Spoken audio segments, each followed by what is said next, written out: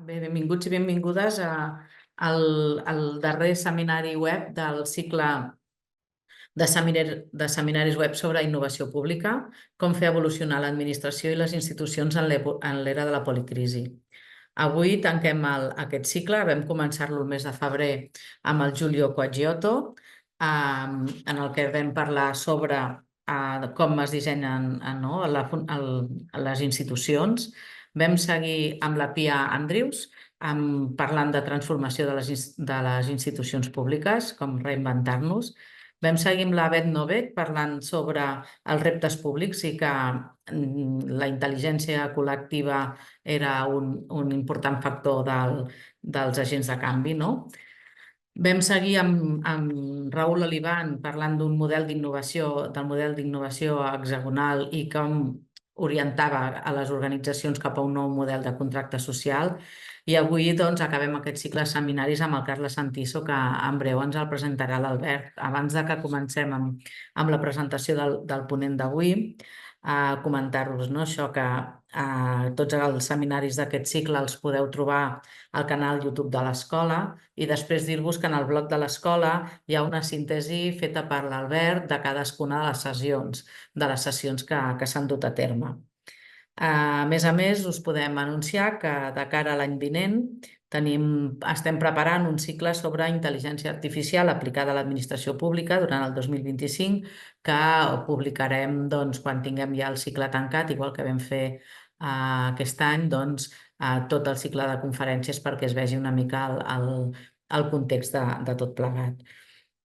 Sense res més, dir-vos que les preguntes que vulgueu adreçar al ponent es fan, com sempre, a través del Question and Answer, i l'Albert les conduirà al final de la sesión. Y sense més, Albert y Carlos, pues bienvenidos y muchas gracias por estar aquí y aceptar nuestra invitación. Albert, quan vulguis. Gràcies. Gràcies, Eulàlia. Sempre és un plaer aquestes jornades i fa una mica de paneta ara haver de tancar el cicle, perquè ens ho hem passat molt bé i hem après molt. Avui contem amb el Carlos Santiso per aquesta última ponència. El Carlos Santiso té una amplíssima trajectòria en la promoció de la transformació digital i la governança democràtica i la integritat pública tant a les Amèriques, del nord i el sud, Àfrica i Europa. Actualment és el cap de la divisió a càrrec de Govern Digital, Innovació Pública i Governança Oberta dins de l'Organització per la Cooperació Econòmica i el Desenvolupament, coneguda com la OCDE. També és membre dels Consells Assessors del Fòrum Econòmic Mundial i de les Nacions Unides en Governança Pública. En aquests darrers anys ha impulsat diverses iniciatives en relació a la governança responsable en intel·ligència artificial en el sector públic i la promoció dels ecosistemes d'innovació, tant GovTech com CivicTech. Tot això en parlarà durant la ponència. Anteriorment ha exercit múltiples funcions directives en agències multilaterals com el Banc de Desenvolupament d'Amèrica Llatina i el Carib, la CAF, el Banc Interamericà de Desenvolupament, el BID, i el Banc Africà de Desenvolupament, el BAD. A més, ha estat assessor del govern britànic i el govern francès en diversos àmbits i etapes professionals. Carlos té un doctorat en Economia Política Comparada de la Universitat Johns Hopkins, un màster en Política Econòmica Internacional de la Universitat de Colúmbia i un màster en Política Pública de l'Institut d'Etudes Polítiques de París. Ha escrit extensivament sobre transformació digital, governança pública i finançament al desenvolupament en tots aquests àmbits on ha treballat i trobareu moltíssima informació si recerqueu una mica. Us recomano moltíssim poder seguir-lo en les xarxes socials on és bastant actiu i sempre comparteix molta informació interessant. Avui ens parlarà i ens compartirà les seves experiències sobre com millorar vides a través de la innovació digital al govern. I sense més, amb moltes ganes d'escoltar-te, Carlos, i agraint la teva participació en aquest cicle de webinars. Moltes gràcies.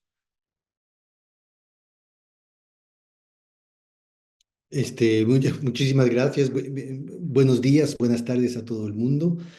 Muchísimas gracias también a la Escuela de Administración Pública de Cataluña por esta invitación a compartir con ustedes algunas reflexiones sobre los temas de transformación digital.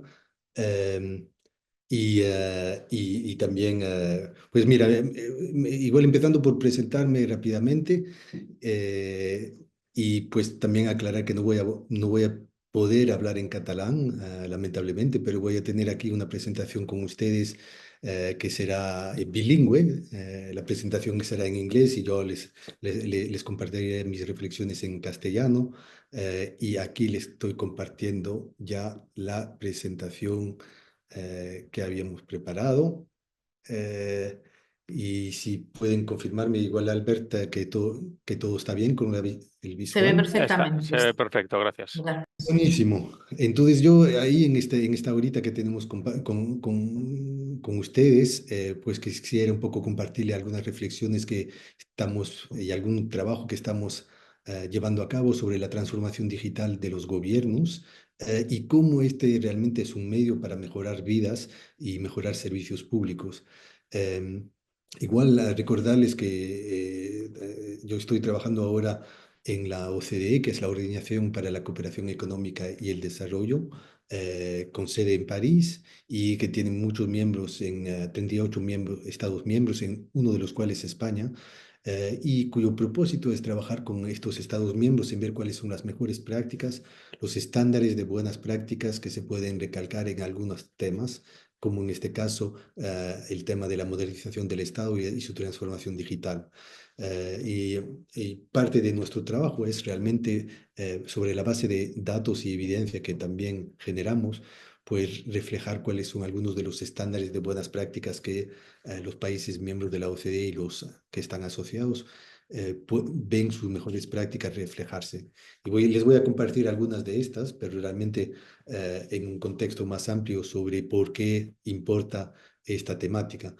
Básicamente mi presentación tiene digamos, cuatro partes, cuatro segmentos que un poco compartir nuestra perspectiva de cómo la transformación digital está rearmando o transformando a los gobiernos en la manera que piensan y cooperan, pero también cómo la innovación GovTech puede ayudar a poner el ciudadano, las personas al centro del actuar gubernamental y de los servicios públicos en particular y como la innovación en el sector público, por el sector público, puede lograr y contribuir a sociedades más inclusivas y hacer esa conexión entre muchas veces innovación pública, pero con el propósito de inclusión social para un desarrollo más equitativo.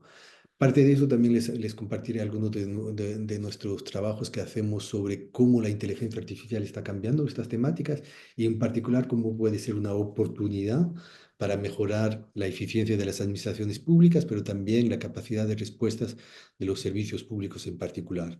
Em, pero antes de iniciar esta discusión hay que también tener en mente por qué todo esto importa y es importante considerar, eh, digamos, en los aspectos más de política pública más amplios a los cuales contribuyen. Y creo que al centro de las reflexiones sobre el potencial de la transformación digital para poder transformar los gobiernos está la cuestión de la confianza. Tanto de la confianza de la gente en las instituciones, pero también la confianza de las instituciones en las personas. Y creo que ahí desde la OCDE he trabajado mucho el tema de cuál es el estado de la confianza y cómo se podría mejorar, porque hay un déficit de confianza y hay un déficit también de democracia que vemos en muchos países. Por ejemplo, aquí en la última encuesta que acabamos de lanzar a principios de año, mide un poco la confianza de los ciudadanos en las instituciones públicas y en particular los gobiernos en su rol de provisión de servicios. Y vemos que en la mayor parte de los países de la OCDE, inclusive España, la mayor parte de la gente, aquí 44% de los encuestados, eh, no tienen poca o escasa confianza en los gobiernos a nivel nacional, comparado con 39 que no tiene, que tiene confianza. Entonces hay un poco más de desconfianza por diferentes razones, muchas de ellas están vinculadas más a la capacidad de los ciudadanos en participar en las políticas públicas, en las instituciones y los procesos democráticos, más que en su relación con las administraciones públicas. Pero creo que es ahí lo que quería un poco indagar más, ¿no? Con ustedes.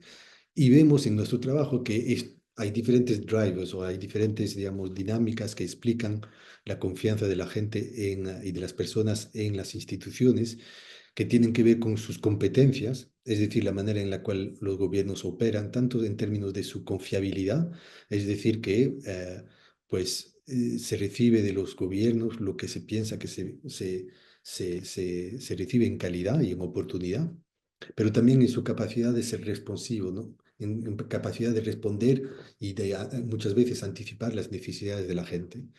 Y otros de estos drives o otras de estas palancas o de dinámicas que influyen en la confianza ciudadana en las instituciones tiene que ver con los valores subyacentes, el tema de la apertura y la transparencia del actuar público, la integridad y la percepción de integridad en los funcionarios públicos y la acción pública en general, en términos de su capacidad de articular, pero también de defender el interés público más allá del interés específico de algunos grupos o algunas entidades, y también su equidad, ¿no? De ser justo en la manera que opera. Entonces, estas 5 dimensiones explican muchas veces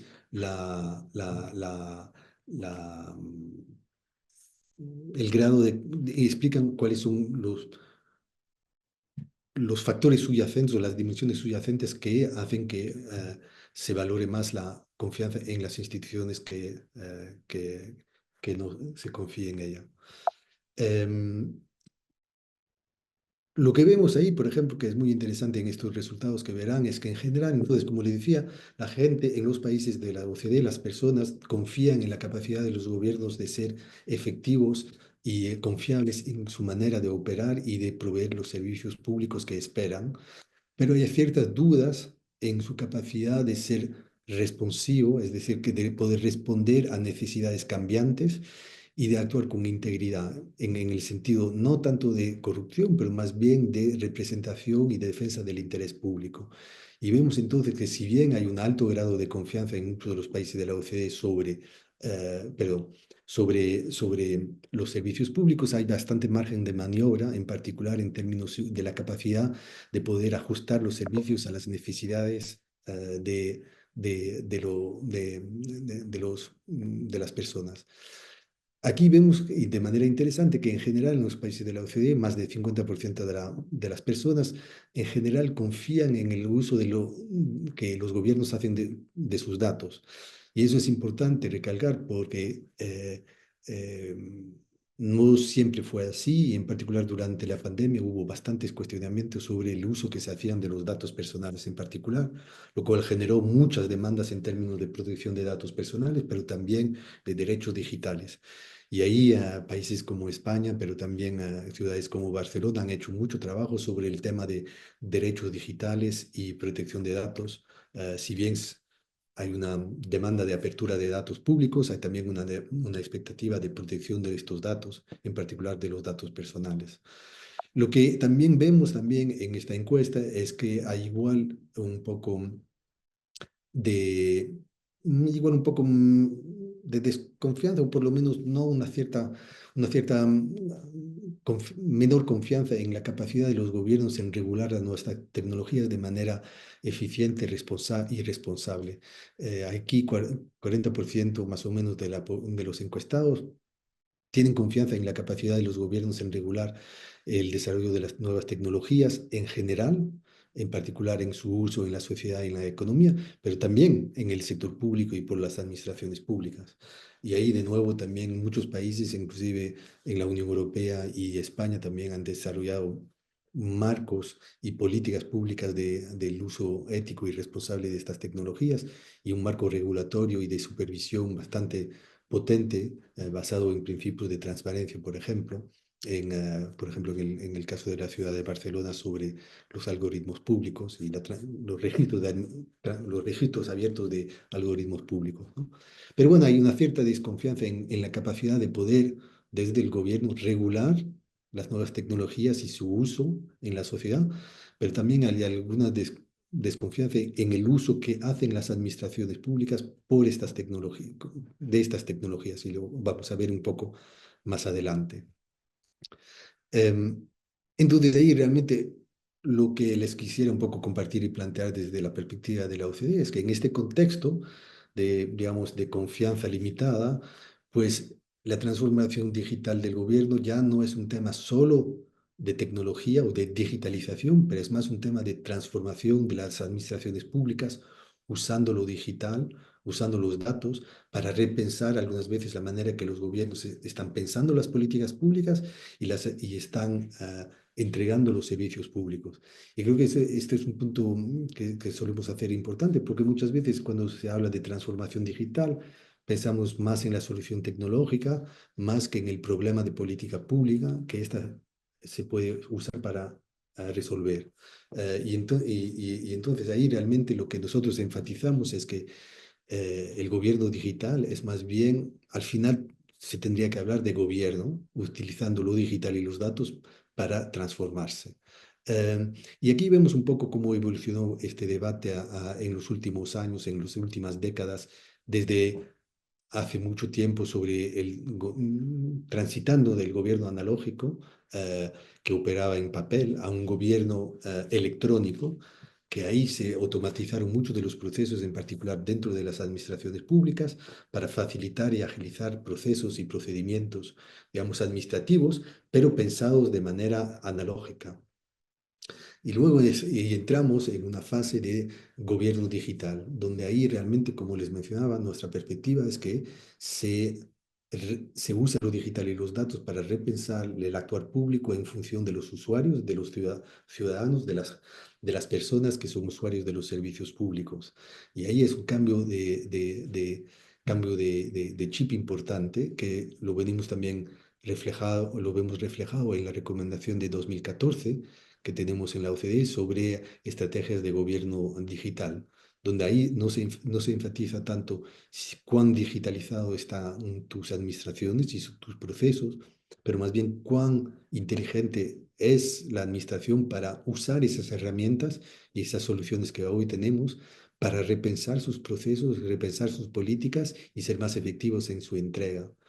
Y creo que ya estamos entrando también en una fase casi ulterior de gobierno centrado en las personas, no solo un tema de agilidad de las administraciones en su capacidad de administrar recursos y administrar procesos, pero también su capacidad de replantearse de manera radical para reorganizarse en función de los eventos de vida de la gente.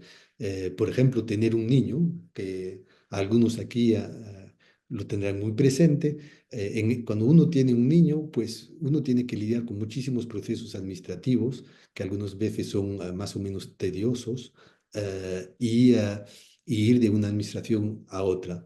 Si bien las ventanillas únicas de servicios ayudan, esto no es una integración de las administraciones alrededor de un evento que uno tiene en su vida. En el caso de unos colegas aquí, de tener un niño, ¿no? Y nosotros acabamos de aprobar una recomendación hace un par de meses precisamente sobre esta transformación cultural de la administración digital, si quieren, donde se ponen los humanos, las personas, al centro de la administración pública y del quehacer público.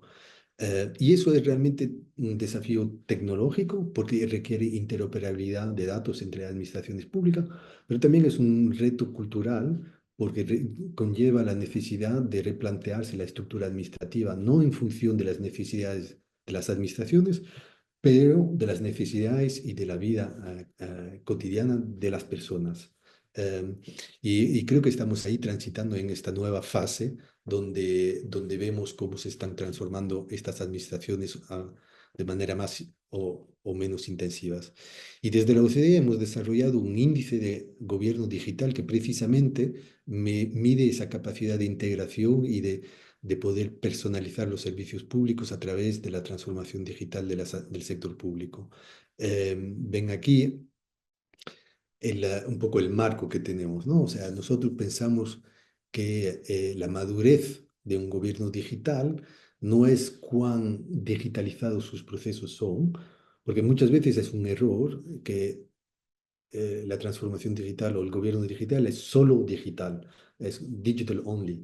Y claramente la atención multicanal mismo es sumamente importante porque lo digital te resuelve algunas cosas, pero algunas veces te puede llevar a fenómenos de exclusión de ciertas poblaciones que no tienen acceso a Internet.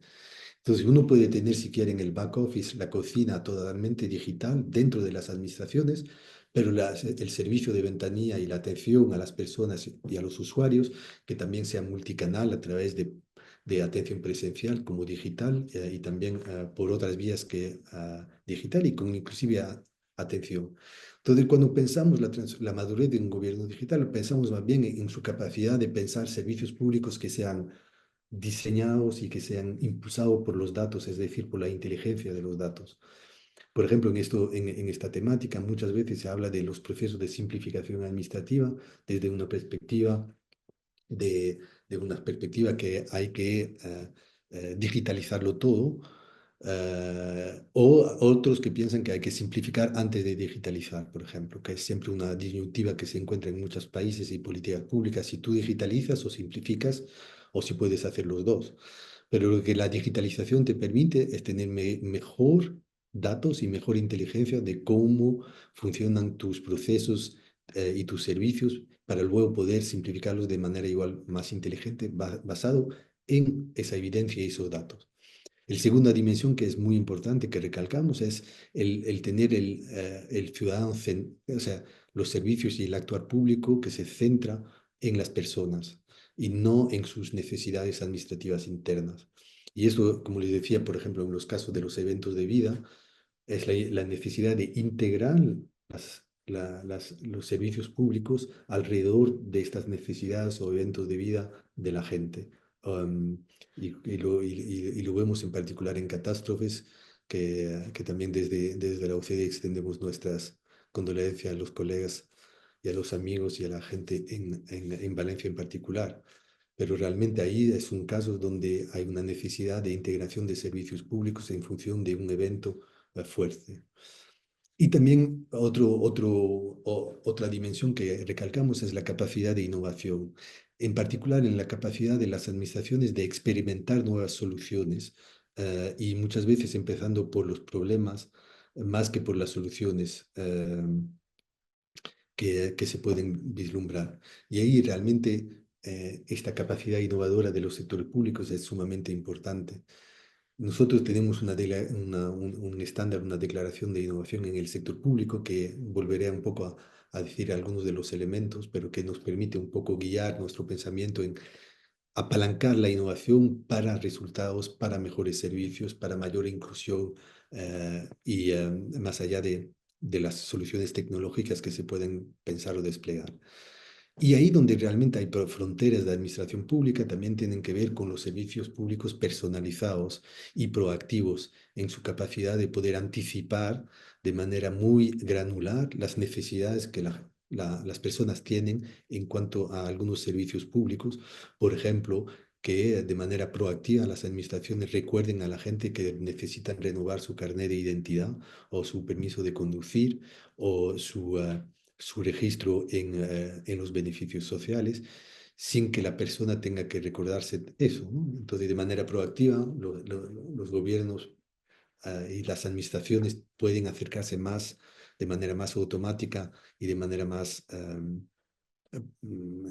proactiva, ¿no? Entonces, a los ciudadanos para que estos puedan cumplir con sus obligaciones, pero también lograr sus beneficios y derechos. Este marco entonces aquí es el marco de estas 6 dimensiones que medimos y voy rápidamente un poco a compartirles los resultados que ven aquí, en general unos grados de madurez eh, eh, avanzados en algunos países, en particular en Corea y en Dinamarca, en Gran Bretaña, en Noruega, Australia, por ejemplo, Estonia, que ahí relevan la capacidad de estos gobiernos de poder un poco apalancar lo digital de manera estratégica, efectiva e inteligente.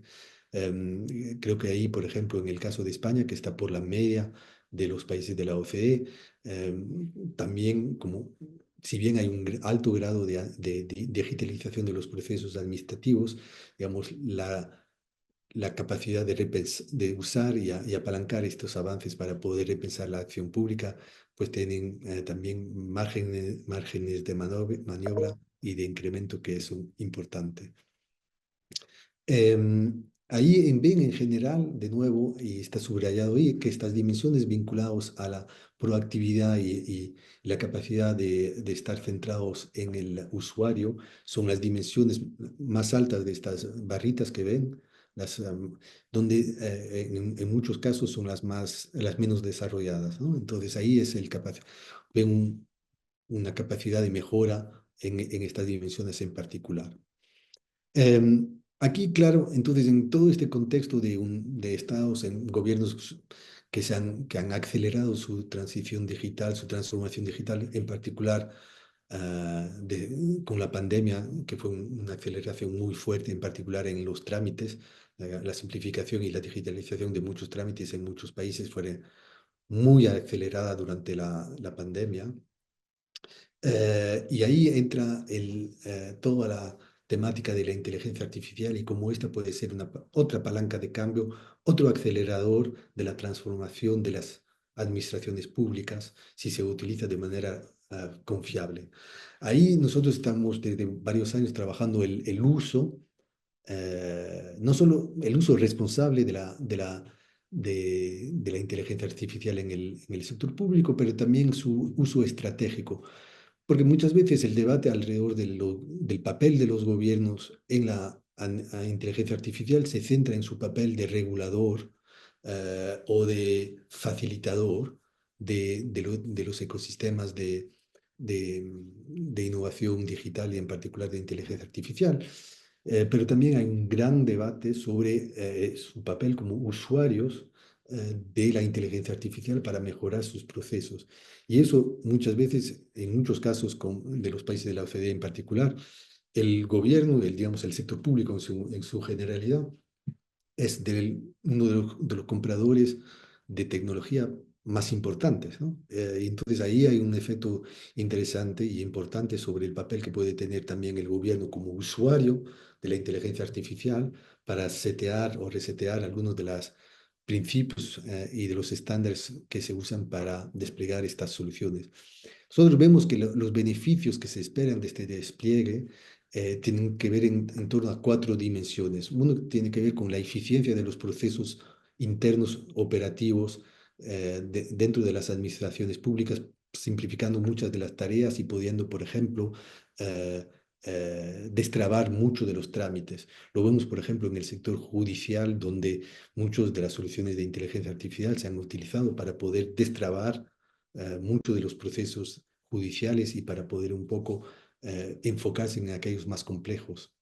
Lo vemos también, por ejemplo, en temas de seguridad social o de protección social, donde la inteligencia artificial se ha usado mucho para no solo identificar fraude, pero también poder enfocar más el gasto social en la protección social. También tiene que el segundo uso y el segundo potencial que se le ve, que igual es menos todavía evidente en los casos de usos que vemos en los gobiernos y en las administraciones, tiene que ver con la efectividad de las políticas públicas y los procesos de decisión, es decir, en la manera que se piensan las políticas públicas.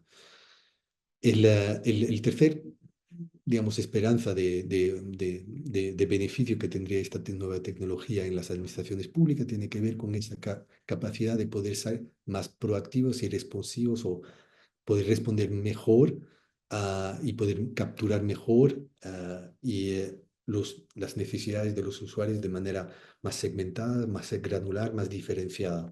Y ahí creo que en esa dimensión en particular es donde vemos un potencial muy fuerte de la inteligencia artificial como palanca de cambio.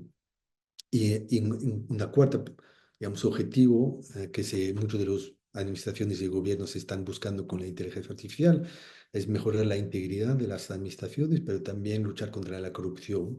Y muchas por ejemplo, entidades de controles como los tribunales de cuenta están usando, o las agencias, por ejemplo, de contratación pública y de compra pública, están utilizando herramientas de inteligencia artificial para poder por lo menos identificar áreas donde haya lo que se llaman banderas rojas o red flags que permiten por lo menos detectar que hay una anomalía en procesos que se debería investigar más. Entonces, esos cuatro, digamos, propósitos son los que se esperan del uso de la inteligencia artificial en el sector público en muchos de los países de la OCDE.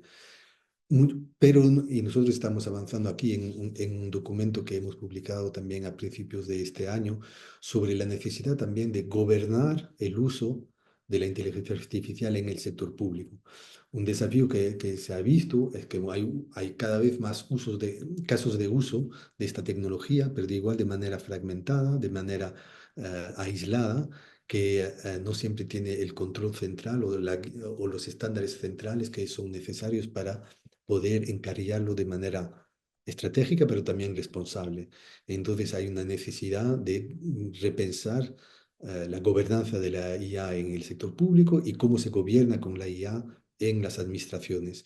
Y aquí este marco es un marco preliminar que les comparto, que tiene que ver con los propósitos que se buscan cuando se usa la inteligencia artificial, los tipos de marcos que se necesitan tanto en términos de aplicaciones en sectores, en gobiernos subnacionales, por ejemplo, pero también de los habilitadores que se requieren en términos de las capacidades digitales, los mecanismos de colaboración también con entidades del sector privado, por ejemplo, de las startups digitales que utilizan estas inteligencias para poder integrar más efectivamente estas nuevas tecnologías y una gobernanza más estructurada alrededor de estándares y procesos y también mecanismos de apoyo desde el centro de gobierno a las entidades y a las administraciones que buscan desarrollar esto de manera responsable y por ende la necesidad de controles de cierta manera, tanto al interno de las administraciones públicas, por ejemplo en el caso de España con la Agencia de Supervisión de la IA, que también va a tener un papel, pero también en términos de las regulaciones y sus aplicaciones y cuál va a ser un poco el papel de las entidades de control para asegurarse que hay un uso responsable de estas nuevas tecnologías. Y, por ejemplo, hay el caso de los Países Bajos, que es muy emblemático en este ámbito, donde hace 4 o 5 años hubo un escándalo alrededor del mal uso de la inteligencia artificial por la entidad tributaria y la Administración del Seguro Social, que llevó un poco a repensar un poco el marco normativo, el marco de estándares y necesidades que se tenía, pero también llevó muchas de las entidades de control, por ejemplo el Tribunal de Cuentas de los Países Bajos, a ser mucho más atento, a asegurarse una buena auditoría del uso de la inteligencia artificial por el sector público. Y hace un par de meses el Tribunal de Cuentas de los Países Bajos pues, hizo una auditoría de los sistemas de inteligencia artificial en la Administración Pública Nacional, que reveló que pues había muchas deficiencias en aplicar los propios estándares que existían y que eran relevantes en este caso. Pero aquí lo que estamos trabajando y pensando es la gobernanza de la IA en el sector público en general.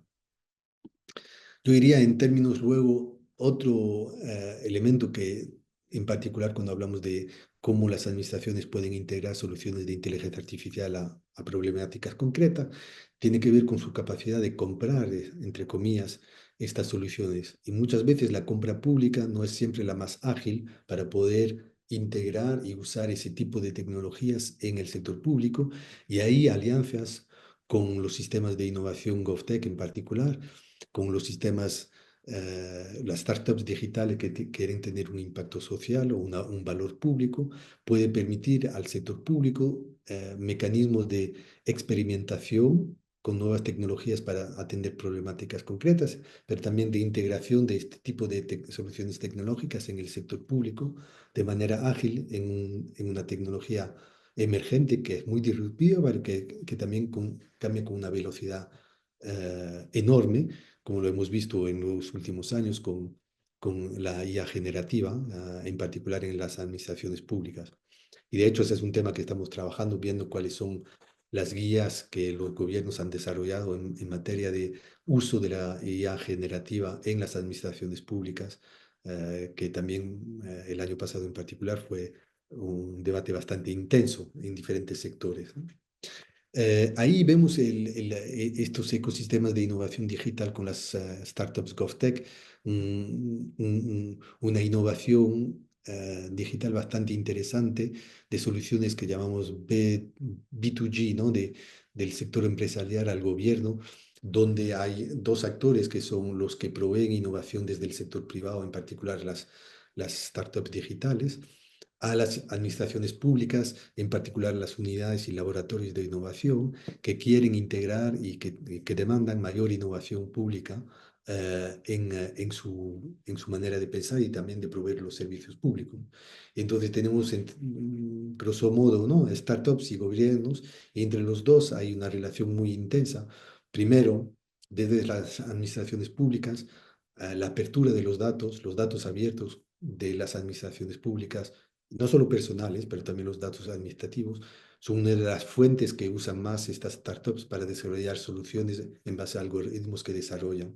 Pero digamos que el sector público provee mucho de los datos, de la infraestructura de datos que se requiere algunas veces para desarrollar estos emprendimientos digitales en las startups GovTech.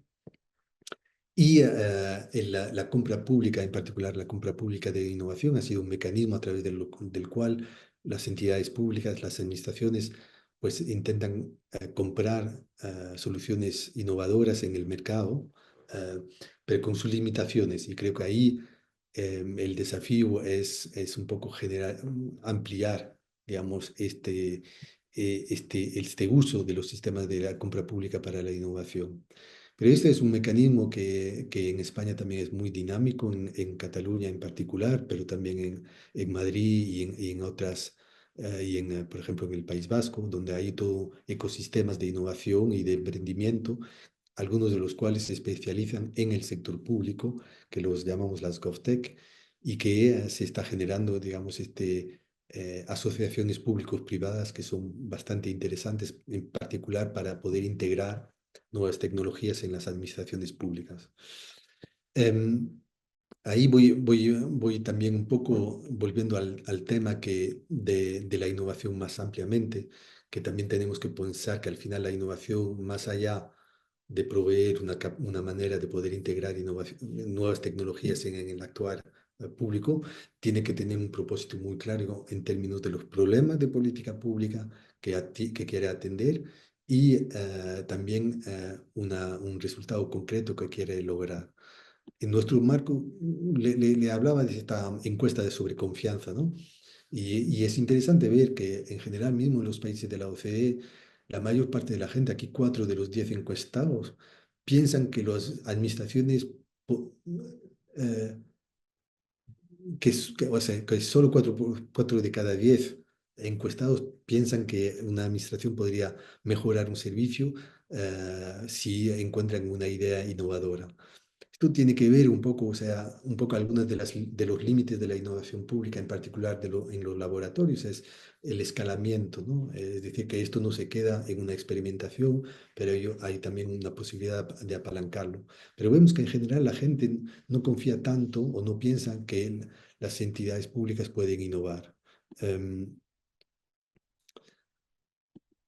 Ahí, por eso nosotros también cuando hablamos de innovación desde la OCDE, también recalcamos que en un marco que tenemos también sobre cómo pensar la innovación, que esta tiene que tener realmente 4 dimensiones para poder tener un impacto. Uno es que realmente tengan un propósito muy claro la intención o el problema de política pública que se quiere resolver o al cual se quiere contribuir.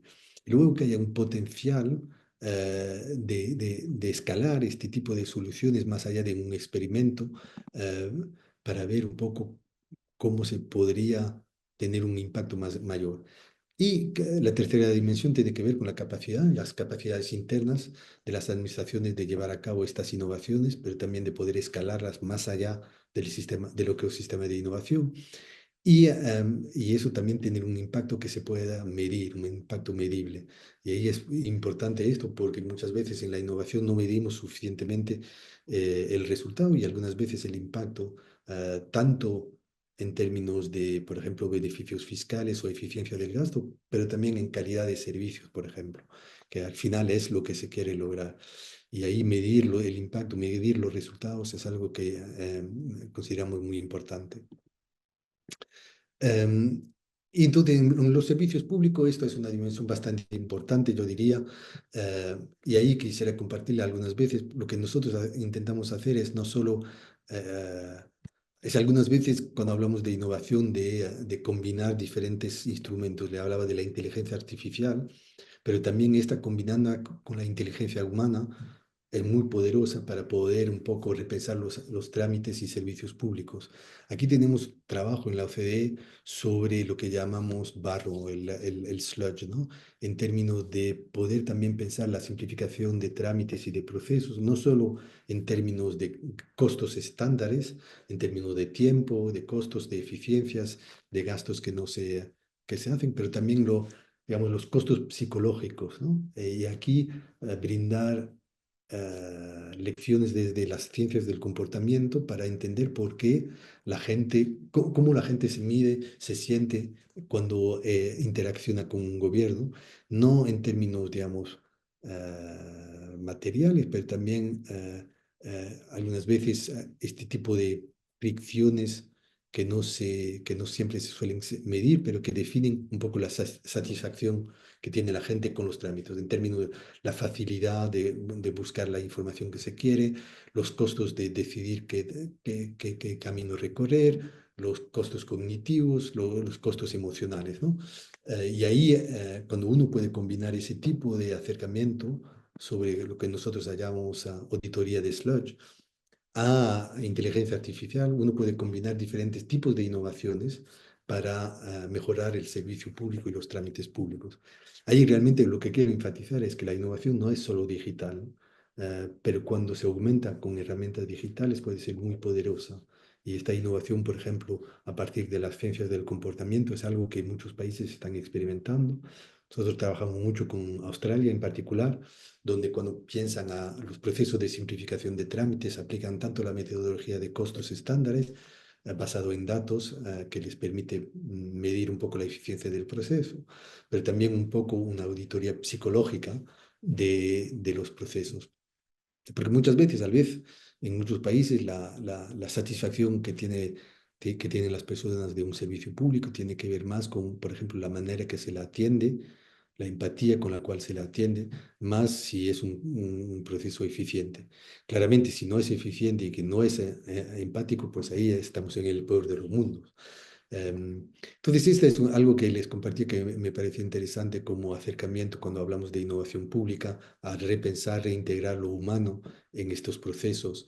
Y muchos de los laboratorios de innovación pública con los cuales trabajamos, pues utilizan ese tipo de acercamiento, ¿no? Y para ir concluyendo ahí también un poco algunos de los trabajos que hacemos. Cada año publicamos un informe sobre cuáles son las tendencias de la innovación en el sector público, digital o no digital, ¿no? Y este año nos hemos enfocado en particular en la innovación en los servicios públicos, donde estamos mirando en particular cómo se está apalancando las nuevas tecnologías en la innovación de los servicios públicos. Por ejemplo, en el caso aquí vemos, volviendo al tema de los eventos de vidas en Portugal, en el segundo caso aquí, donde hay un proceso de innovación alrededor del nacimiento, del nacimiento de los niños y en particular un sistema automatizado y personalizado que permite a las madres que acaban de dar luz poder de manera personalizada e integrada acceder a los beneficios sociales que les corresponde, y eso utilizando también herramientas de inteligencia artificial.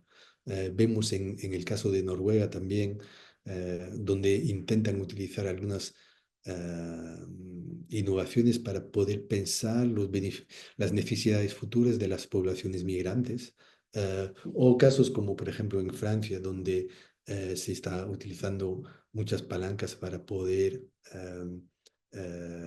repensar los servicios públicos como espacios de deliberación, teniendo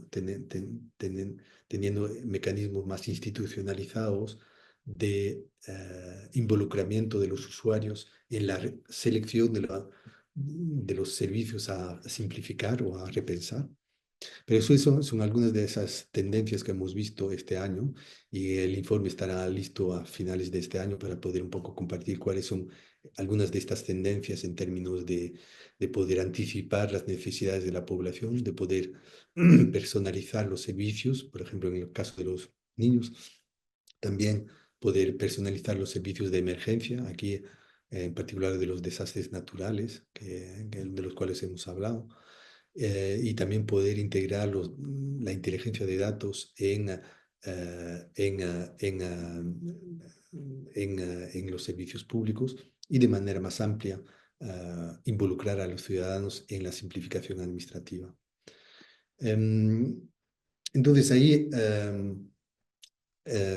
también, no sé cómo andamos de tiempo, ahí me dicen, pero para concluir quería realmente un poco tocar el tema de no solo de la administración pública, pero también, y de los servicios públicos, pero también la innovación democrática y cómo las nuevas tecnologías también no son solo un riesgo para el debate político y la polarización política y la desinformación, pero que también pueden ser unos aliados para aumentar la capacidad de los gobiernos, en particular locales, de poder involucrar a los ciudadanos en los mecanismos de políticas públicas y los servicios públicos.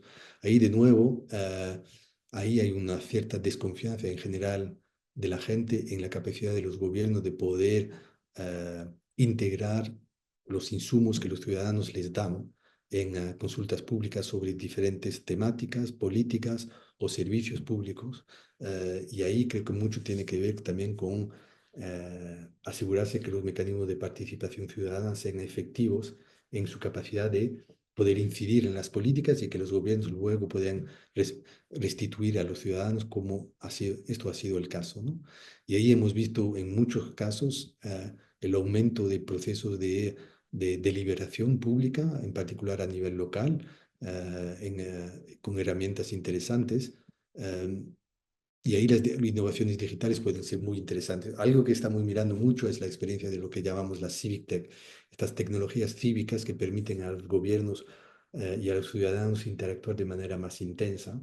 De nuevo, aquí la experiencia de Cataluña y Barcelona es muy interesante. Y cómo esta puede contribuir a mejorar la participación ciudadana. Ustedes todos conocen la experiencia de Decidim y este tipo de plataformas de participación ciudadana. Los mecanismos de chatbots lo vemos en algunas ciudades como Bogotá en Colombia, donde también ahí es un mecanismo dinámicos de interacción ciudadana, en particular para facilitar el acceso a los servicios públicos.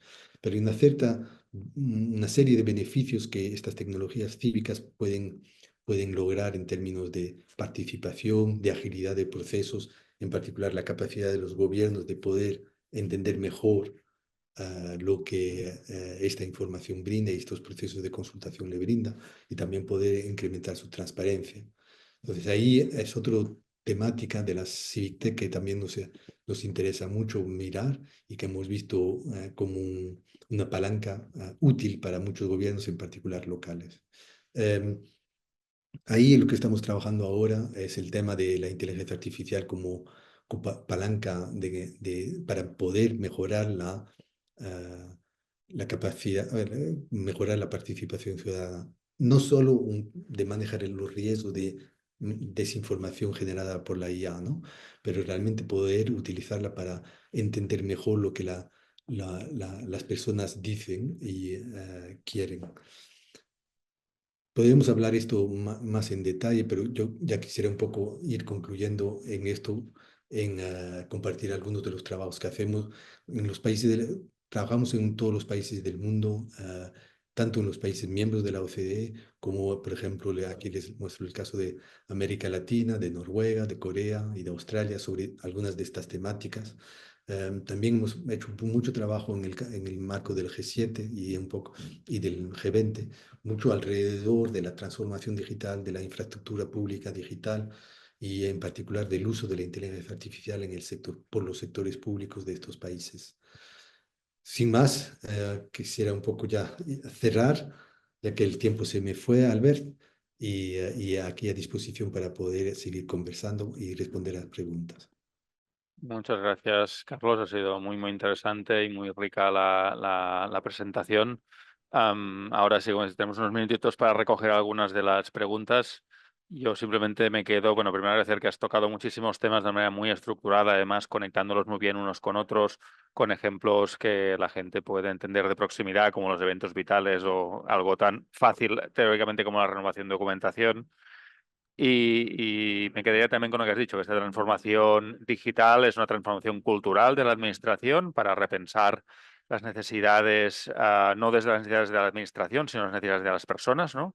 Y con un poco esto que decías de estos servicios proactivos. De hecho, hay un consultor aquí en Cataluña que mucha gente conocerá, que es Gianni Roca, que en sus presentaciones siempre habla de esta necesidad de servicios proactivos masivamente personalizados en base a datos, en base a datos en tiempo real, que es exactamente lo que estabas también explicando tú. Y luego esta necesidad de tener una visión estratégica del uso, más allá de la regulación, ¿no? El sector público muchas veces se le pone en este ámbito solo casi de regulador, cuando tiene muchas más funciones, desde un punto de vista de este uso estratégico de la inteligencia artificial para ver cómo se despliega y cómo se adopta esta tecnología en la sociedad por la capacidad de compra que se tiene. Incluso te diría, y ahora que estoy trabajando en el Superordenador de Barcelona, incluso como fabricantes, como productores de tecnología en este ámbito, para entender lo que es como infraestructura, infraestructura pública digital para esta sociedad que queremos que sea pues esto más eficiente y más empática. Me gusta mucho también lo que hablabas de la empatía. Y también cómo lo has conectado con todos los, que esta ideación está muy bien, pero luego tenemos los retos muy operativos del sector público, de sus funcionamientos, de sus marcos y las regulaciones que hemos heredado de entornos previos y que estamos en proceso, y hemos visto durante este conjunto de ciclo de jornadas, de transformarlo con el COPTEC y luego, evidentemente, cómo la participación de la ciudadanía puede aportar este granito de innovación y con este riesgo de a veces abrirse a la participación y no ser capaz de responder a la escala con la expectativa que hay. Me quedo muchas ganas de volver a ver la presentación y repasar cada uno de los temas y los informes que has mencionado. Y ya digo, y si podría pedir una cosa de todo esto, ya que te tengo aquí, es la integración a nivel europeo, porque estoy yo, como decías, con algunos de estos eventos vitales y mi pareja no es de aquí, y luego la integración entre varios países es una cosa bastante compleja. Tenemos unos minutitos para las preguntas, que hay varias, las tomaré en orden, que son un poco en orden la presentación, no creo que las podamos hacer todas. Nos pregunta Adrià Sala acerca del factor de la confianza ciudadana en las instituciones, lo que has comentado como reliability, y además que, como bien has comentado con el ejemplo el dramático de la Dana en Valencia estos días, hemos visto esta dificultad, ¿no? Que se entiende o se define como esta habilidad de proteger a la ciudadanía en situaciones de emergencia. Y en un mundo donde cada vez parece que hay más emergencias, más complejidades y emergencias climáticas, sociales, am, ¿cuáles son las buenas prácticas o cómo podemos responder mejor a estas situaciones? ¿Cuál sería un consejo así un poco en plan píndola? Sí, no, creo que es un desafío y de hecho es muy difícil y muchos países ya llevan más de 10 años, 15 años intentando hacerlo, por ejemplo, en los países nórdicos como Noruega o Suecia, porque hay un tema que tiene que ver con la necesidad de de pensar los gobiernos como plataformas y en particular asegurar la interoperabilidad de datos de manera segura, confiable, que es un gran desafío. Entonces, las administraciones públicas siguen siendo pensadas en silos y también en silos de datos, que es muy difícil poder integrar. Y creo que donde ahí es donde hay más progreso que se puede hacer es en esa capacidad de integración de los datos que utilizan para poder luego pensar este tipo de respuesta de manera integrada con diferentes tipos de datos que se organicen alrededor de un evento específico, ¿no? Eh, y, eh, y, y entonces esto es en la capacidad de poder integrar los servicios a través de esta integración de los datos dentro, ¿no? Y claro, luego la integración del servicio en el mismo y de los servicios también es el otro desafío en términos de poder llegar de manera integrada con todos los servicios públicos. Ahí, pues algunos países avanzaron mucho con ventanillas únicas, que están muchas veces organizados alrededor del servicio público más que de la administración pública responsable del mismo, y te permite un poco navegar muchos procesos, pero todavía esa integración en términos en la entrega integrada de todos los servicios también es un desafío. Perfecto. Gracias. Tomo dos o tres preguntas que van un poco en la misma dirección, que es como detalles concretos o algún ejemplo. Por ejemplo, tenemos a Natalia Reichard que nos pregunta que Corea sale como en primera posición. Si puedes mencionar una o dos cosas y dónde aprender más, dónde podemos aprender más del caso de Corea. O Beth Marrugat nos pregunta que en este ámbito de los estándares de inteligencia artificial, si hay alguna referencia también que puedas mencionar. Yo entiendo que el propio trabajo de la OCDE, a partir de ahí se puede navegar, pero si hay algún otro. O la Silvia Gironés, que también nos pregunta qué administración podemos pública que haya ya trabajado asignando a ciudadanos y a empresas a una persona concreta de contacto, un poco esta ventanilla única, pero no solo ventanilla, sino un poco una persona, como tienes este gestor bancario, ¿no? La comparativa que haces, al menos en España, cuando vas a una empresa, a un sistema bancario, tienes como tu gestor de bancario, seguro, bueno, como tres ejemplos de esto, de Corea, de referencias en inteligencia artificial y este ámbito más de asesor personalizado. Sí, sí. Bueno, rápidamente intentando, yo creo que hay que también realmente pensar que todas las administraciones y los países son diferentes, ¿no? Entonces, la comparación algunas veces es difícil porque tienen historias, en particular herencias digitales en las administraciones o culturas administrativas bien distintas, ¿no? Por ejemplo, hablamos siempre de Corea o Estonia como los que están al top.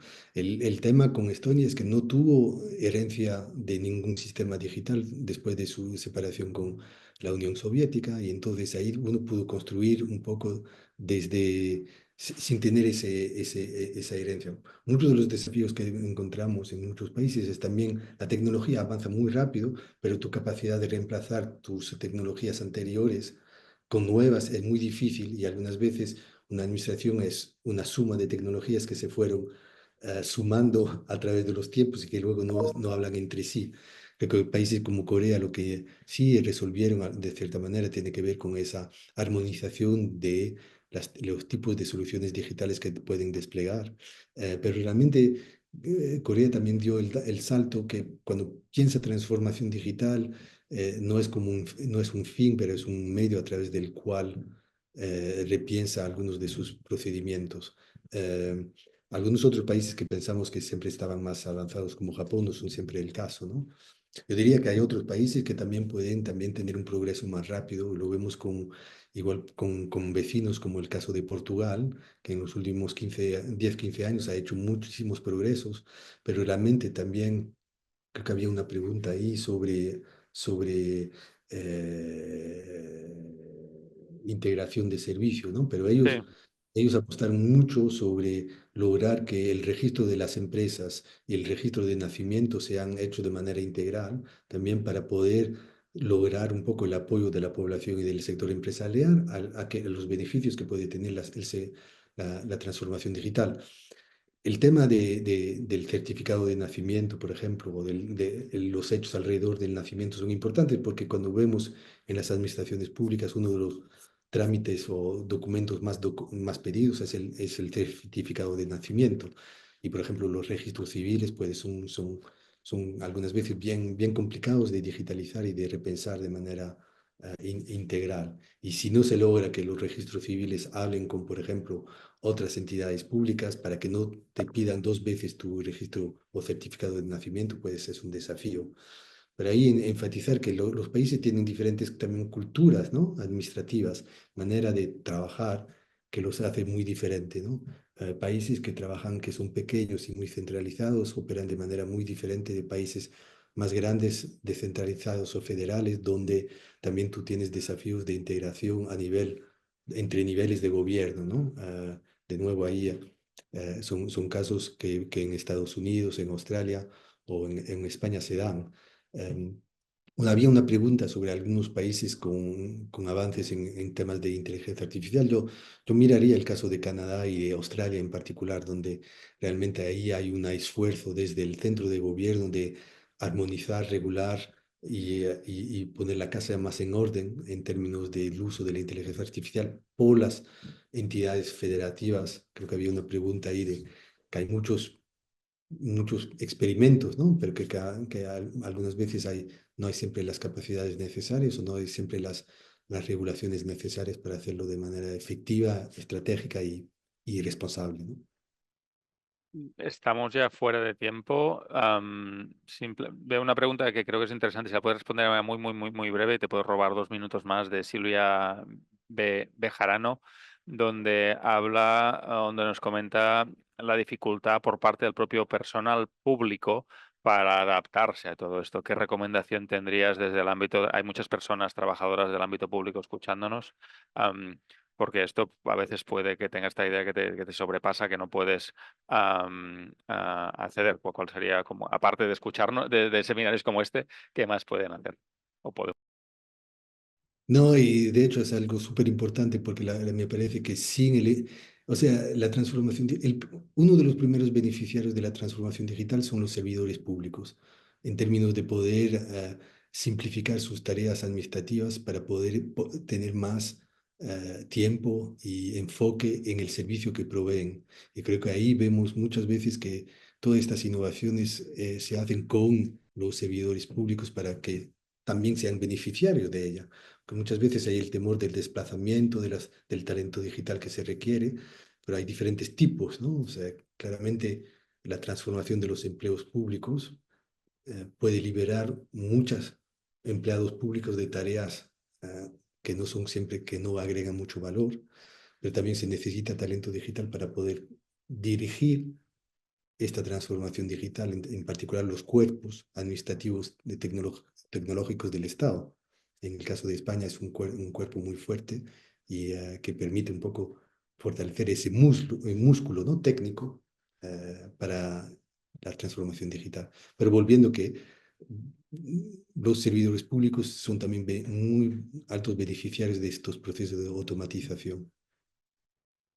Pues muchas gracias. Yo, como decía en mi breve resumen, yo me quedo con muchos deberes de profundizar mucho en las pistas, las líneas que nos has indicado. Agradecerte de nuevo tu generosidad en participar en estas jornadas, y cedo de nuevo la palabra a Eulalia Pla para que haga el cierre a todo el ciclo de jornadas. Como ves, con los aplausos y los corazoncitos que van saliendo, a la Sí. gente le ha gustado mucho tu participación. La verdad es que sí Gracias. que ha sido un ciclo coordinado por Albert Muchas que ha gracias. tenido un gran éxito y todas las conferencias y la tuya acaban con mucho interés, con muchas preguntas y dejándonos pues mucho terreno por aprender y por ponernos al día en todo esto, porque la verdad es que tenemos mucho trabajo por delante en las administraciones y en la catalana también. Pues muchas gracias, Carlos, por haber aceptado la invitación. I Albert, també a tu moltes gràcies perquè realment aquest cicle que has coordinat ha despertat un interès altíssim i han sigut conferències que totes han tingut un nivell de participació elevadíssim. Moltes gràcies a tothom i fins la propera edició d'un nou cicle que començarem pel 2025. Moltes gràcies a tothom.